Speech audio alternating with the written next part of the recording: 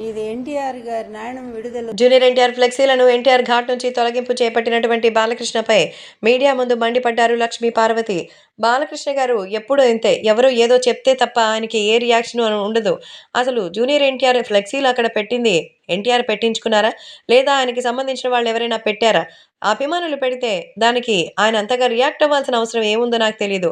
నిజంగానే బాలకృష్ణ సొంత నిర్ణయాలు తీసుకోవడంలో పూర్తిగా ఫెయిల్ అయిపోతున్నారు. నిజంగా లక్ష్మీ పార్వతి ఈ విషయంపై బాలకృష్ణపై కూడా మండిపడ్డారు. అప్పట్లో ఎన్టీఆర్‌కి సంబంధించిన విషయంలో కూడా నిజానిజాలు తెలుసుకోకుండా ఆయనైతే చెప్పారు. కాబట్టి కాస్తైనా ఆలోచించాలని, మరి కొంచెమైనా ఆలోచించి నిర్ణయాలు తీసుకుంటే ఇలాంటి పరిస్థితులు రావు కదా అంటోంది. తెలుగుదేశం పార్టీ పరిస్థితి ఇప్పుడు చాలా దారుణంగా ఉంది. ఇలాంటి పరిస్థితుల్లో ఎన్టీఆర్‌తో శత్రుత్వం ఎంతవరకు కరెక్ట్? ఎన్టీఆర్‌ని అసలు కుటుంబ సభ్యుడిగా మీరు చూడరా? ఆయనేమన్నా బయట వ్యక్తా? సొంత అన్న కొడుకు. మరి అలాంటి వ్యక్తి ఇప్పుడు ప్రపంచవ్యాప్తంగా 'నందమూరి' అనే పేరు వినపడిందంటే ఎవరి వల్ల వినపడింది? మీరు చేసే సినిమాల వల్ల? లేదా మీరు చేసే రాజకీయాల వల్ల? ఎన్టీఆర్ వల్ల. ఆయనేమి సాధారణమైన వ్యక్తి కాదు.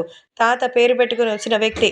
కాబట్టి ఆలోచించాలంటూ ఈ సందర్భంగా లక్ష్మీ పార్వతి బాలకృష్ణని మరొక్కసారి విమర్శించారు. సో, బాలకృష్ణ గారు కాస్తైనా ఆలోచించాలి. మరి ఇప్పుడు చంద్రబాబు నాయుడు చెప్పారనో, లేకపోతే వాళ్ళకి స్క్రిప్ట్‌లో ఉందనో చెప్పినట్టుగా కాకుండా, మరి సొంతంగా కొంచెం ఆలోచించి భవిష్యత్తు గురించి ఒక నిర్ణయం తీసుకుంటే బెటర్‌గా ఉంటుంది కదా! మరి ఎందుకంటే ఇప్పుడు జూనియర్ ఎన్టీఆర్ అసలు ఏం తప్పు చేశారని? ఆయన మీ సొంత అన్నయ్య కొడుకు. ఆయనకి ప్రపంచవ్యాప్తంగా ఎంతో గుర్తింపుంది. ఆయన గురించి అభిమానులు బోట్లు పెడితే, దానికి మీరు అంత అసహనంగా ఫీల్ అవ్వాల్సినటువంటి అవసరం లేదు.